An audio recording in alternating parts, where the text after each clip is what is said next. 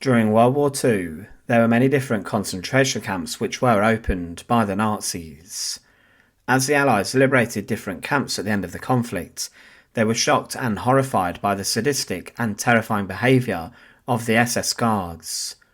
Inside of Dachau, for example, thousands of corpses were found, and this was similar inside Bergen-Belsen, Ohrdruf, and many other sites. There were liberation reprisal killings as some prisoners turned upon the SS guards, and those people who had kept them in horrific conditions, and even the liberating forces such as the Americans at Dachau conducted a number of executions themselves, with some former guards being slaughtered for their crimes. But throughout World War II, there were many orders that were given to the SS staff with regards to the way that they should treat the inmates and prisoners.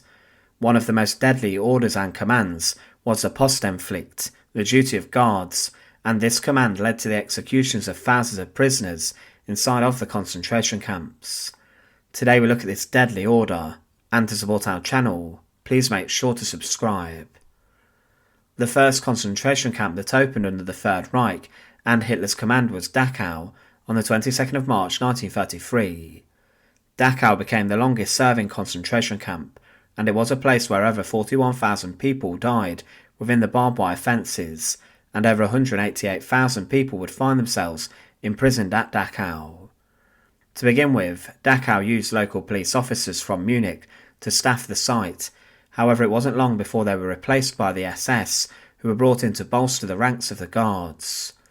Those who were locked up to begin with were not necessarily those who were locked up due to the Nazi race laws, but instead were mostly communists and political enemies of the Nazis, and there were huge roundups of people. The first commandant of Dachau was Hilmar Wackerl.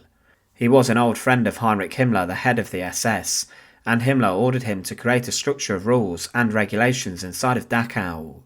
The point of these rules was to ensure that discipline was enforced amongst the guard force, and the rules that Wackerl created were incredibly rough and harsh. He insisted on his guards using weapons to keep people in submission.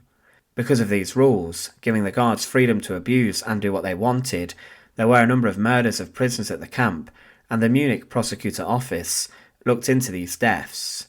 But there were many rumours about the rough treatment, and Himmler was forced to confront these, and Himmler and Wackerl had murder charges filed against them, and Himmler, to appease those, sacked the Dachau commandant. But more horror would come. Fedor Eicher was brought in to establish a new series of regulations and orders within Dachau, and these would be used in the following concentration camps that were opened. He wrote what were known as the Postenpflicht, or the duty of the guards. These were a set of instructions which ordered SS guards to execute and fire at prisoners without warning. This set of instructions led to the deaths and executions of thousands of people. If a guard would not execute a prisoner or shoot at them, then they faced sacking from their job and even arrest. These rules and laws were set in stone, and they were then made effective at all of the SS concentration camps. The rules also claimed that the outside of the concentration camps' grounds were to be surrounded by electrified fences and walls, making escape incredibly difficult. There was also a neutral ground known as a death strip between the fence and the walls, and this was a place where inmates knew they could be shot and executed if they set foot there. Guards from watchtowers were ready to fire.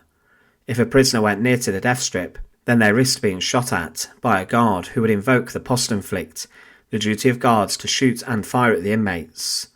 If a guard shot a prisoner, they even received extra pay in the form of a bounty, and they were then even given 3 days off if they wanted as a reward.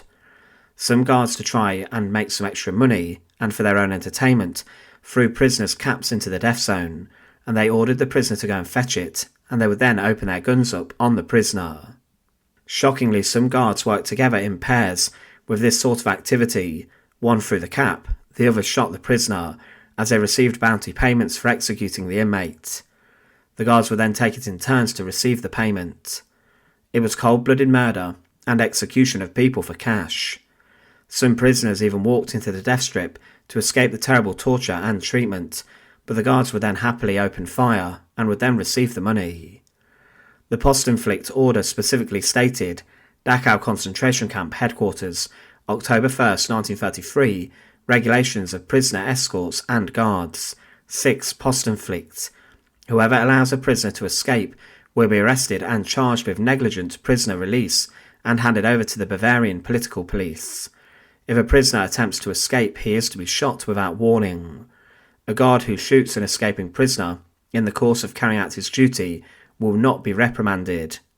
Where a guard is physically attacked by a prisoner, the attack is to be repelled with the use of a firearm, not to return physical violence.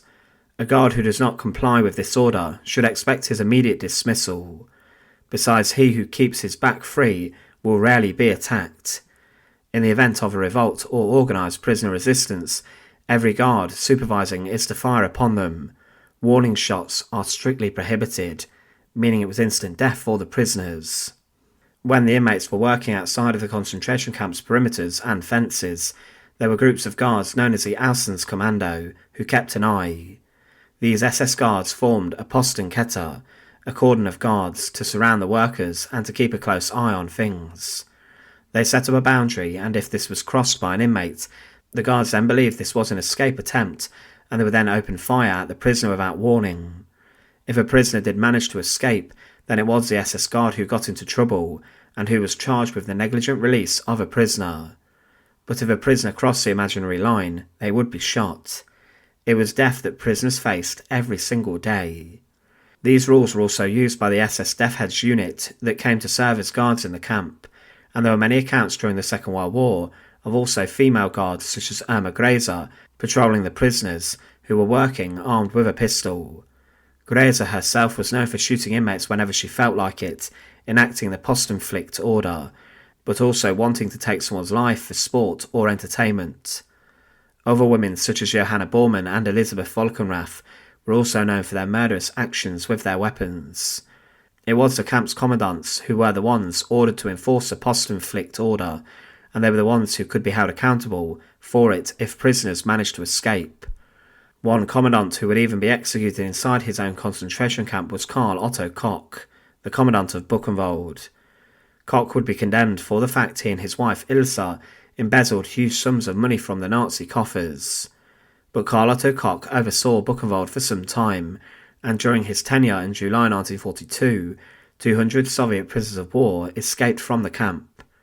There were roughly half of the men who were captured, but Koch was later charged with negligent release of a prisoner, and he was then transferred to a lesser job, as his forces had not executed and shot the escapees immediately. The Postenpflicht order and command was at its core an execution order and an instruction that the guards of the concentration camps were to shoot and execute prisoners who were insubordinate or who were trying to escape. The ruthless command resulted in the executions of thousands of people, as it was used in all of the other concentration camps too. It became the standard for the guards to execute the inmates with their weapons, with no questions asked, and guards could even be punished if they did not shoot an inmate immediately. Thanks for watching. To support our channel, please make sure to subscribe, and once again, thank you so much for watching.